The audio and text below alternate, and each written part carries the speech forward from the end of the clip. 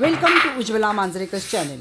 This is Art of Living. Let us see what wonders Gohava recipe can make in our meals. पेरूची ही recipe जेवणात अगदी अफाट रुचकरपणा आणते. पहा ही रेसिपी किती छान दिसत आहे. ही आगळीवेगळी पेरूची रेसिपी तुम्ही भाजीसारखी चपाती किंवा डाळ भाताबरोबर खाऊ शकता. चला तर सुरू करू पेरूची ही नाविन्यपूर्ण रेसिपी. त्यासाठी मोठे 4 पेरू घ्या. प्रत्येक पेरूचा खालचा व वरचा भाग काढून टाकून द्यायचा आहे. प्रत्येक पेरूचे 4 उभे तुकडे करा. पेरू कापता कापता आपण पेरूचे आरोग्यकारक फायदे पाहू. पेरूत भरपूर क जीवनसत्व असते, त्यामुळे रोगप्रतिकारक शक्ती वाढवण्याची पेरूत ताकद आहे. पेरू आपल्याला सर्दी खोकल्यासारख्या इन्फेक्शनपासून दूर ठेवतो. पेरूमध्ये क जीवनसत्वाबरोबरच अ जीवनसत्व असल्याने त्वचा व केस चमकदार करण्यास पेरू मदत करतो. पेरूच्या बिया या पूर्णपणे आपल्याला काढून टाकायच्या आहेत. पेरूच्या बिया या टणक असतात, त्या शिजत तर नाही पण पचायला देखील जड असतात, त्यामुळे त्या व्यवस्थित काढून टाकणे उत्तम. बोटाने खरवडून पेरूच्या बिया काढायच्या आहेत. आता पेरूच्या बिया ह्या बोटाला चिकटतात, तेव्हा एक पाण्याचे बाऊल घेऊन बोटाला चिकटलेल्या बिया ह्या पाण्यात सोडून द्यायच्या आहेत. म्हणजे बोट पाण्यात बुडवले पेरूच्या बियांचे की त्या आपोआप पाण्यात निघून जातात. आता पेरूच्या बिया काढता काढता आणखीन थोडे गुणधर्म आपण पाहूया. पेरूमध्ये 80% पाणी असते, त्यामुळे आपल्या त्वचेतील ओलावा पेरू टिकवून ठेवतो. त्वचा तरुण व तेजस्वी दिसते. पेरू आपल्याला डिहायड्रेशनपासून वाचवतो, त्यामुळे शरीरातील पाण्याची पातळी समतोल ठेवण्यास पेरू मदत करतो. पेरूची भाजी आठवड्यातनं 2दा तरी जरूर खावी. पेरूची आंबट गोड चव ही पेरूच्या भाजीचा रुचकरपणा वाढवते. तसेच जेवणात आपल्याला अगदी इंटरेस्ट येतो आणि आपलं थोडंफार जेवण जास्तच जातं आणि जेवणाची एक मजा येते. पेरूची ही रेसिपी तुम्ही खाल तर तुमच्या तोंडाची देखील चव वाढते. पेरूचा ग्लायसेमिक इंडेक्स देखील खूपच लो आहे, त्यामुळे तो बऱ्याच रोगांना पेरू गुणकारी आहे. आता आपण पेरूचे छोटे छोटे तुकडे करणार आहोत, परंतु तुकडे करताना जर आपल्याला बिया दिसल्या तर त्या नक्की काढून टाकायच्या आहेत. पेरूमध्ये कॅलरीज कमी असतात आणि फायबर्स अगदी भरपूर प्रमाणात असतात, त्यामुळे पेरूची ही रेसिपी अगदी हेल्दी रेसिपीमध्ये मोडेल.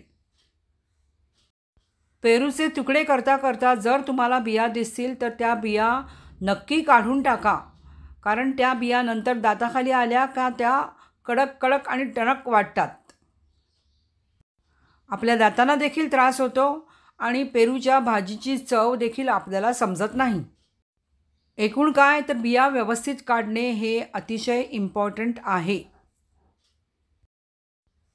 बिया व्यवस्थित काढण्यावरती अगदी तुकडे करता करता उभी कापं करता करता मी जशा काढते आहे बिया व्यवस्थितपणे ते काढणे अगदी जरुरीचे आहे. मी वारंवार तुम्हाला सांगत आहे, त्यामुळे पेरूच्या भाजीची चव आणखी जास्त वाढते आणि मजा येते पेरूची भाजी खायला. आता एक काचेचे पसरट बाऊल घ्या व त्यात 3 मीडियम चमचे तेल घाला. या तेलात अर्धा चमचा मोहरी, अर्धा चमचा हळद, पाव चमचा काळा गरम मसाला, पाव चमचा लाल गरम मसाला, 3 ते 4 कापलेल्या मिरच्या किंवा तुमच्या तिखटाच्या आवडीप्रमाणे मिरच्या टाका. मूठभर सुकवलेला कढीपत्ता चुरून टाका. पाव चमचा कढीपत्त्याची पावडर टाका आणि चिमूटभर हिंग टाका. आता हे सर्व अगदी व्यवस्थित ढवळा, म्हणजे सर्व मसाले आणि कढीपत्ताची पाने, कढीपत्त्याची पावडर, हिंग व्यवस्थित एकमेकात मिक्स झाले पाहिजेत. त्यानंतर आपण हे काचेचे बाऊल मायक्रोवेव्हमध्ये 1 मिनिटासाठी ठेवून देऊया.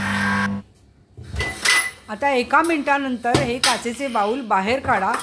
तुम्ही पाहाल सर्व मसाले व्यवस्थित भाजले गेलेले आहेत. आता ती छानपैकी मिक्स करा किंवा ढवळा आणि त्यात आपण कापलेल्या पेरूच्या फोडी टाका, मीठ टाका 1 चमचा किंवा चवीप्रमाणे मीठ टाका आणि व्यवस्थित ढवळा, जेणेकरून सर्व पेरूच्या फोडींना मीठ आणि सर्व मसाले व्यवस्थितपणे लागले गेले पाहिजे. त्यानंतर झाकण ठेवा बाऊलवरती आणि बाऊल मायक्रोवेव्हमध्ये 3 मिनिटांसाठी ठेवा.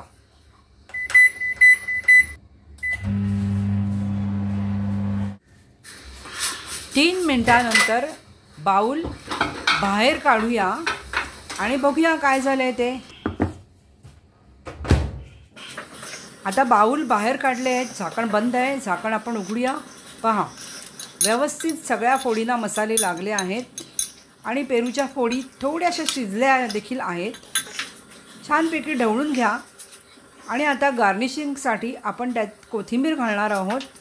कोथिंबीर घातल्यानंतर व्यवस्थित ढवळा. कोथिंबीर चांगली मुठभर बारीक कापून घाला, त्यामुळे भाजीची चव छान वाढते. व्यवस्थित ढवळा. पहा, आपली पेरूची ही पौष्टिक रेसिपी तयार आहे. आपण आता एका प्लेटमध्ये घेऊन पेरूच्या फोडी शिजल्या आहेत की नाही ते पाहूया. पहा, पेरूच्या फोडी देखील छानपैकी शिजल्या आहेत. आपण ही रेसिपी पूर्णतः मायक्रोवेव्हमध्ये केली आहे, त्यामुळे आपल्या वेळेची आणि श्रमांची देखील बचत होते. पटकन ही भाजी मायक्रोवेव्हमध्ये होते, आपल्याला जास्त काही त्रास होत नाही. सकाळच्या गडबडीच्या वेळी देखील तुम्ही ही भाजी छानपैकी करून डब्यात घेऊ शकता, कारण यात कांदा नसतो, त्यामुळे संध्याकाळपर्यंत ही भाजी छान राहू शकते. तुम्हाला जर ही रेसिपी आवडली तर लाईक, शेअर आणि सबस्क्राईब नक्की करा. जास्तीत जास्त लोकांपर्यंत ही पेरूची रेसिपी शेअर करा. डब्यासाठी अगदी उत्तम भाजी आहे, त्यामुळे शेअर तर नक्कीच करा. बऱ्याच जणांना माहिती देखील नसते कशी करायची. पुन्हा भेटू दुसऱ्या रेसिपीसह. तोपर्यंत बाय.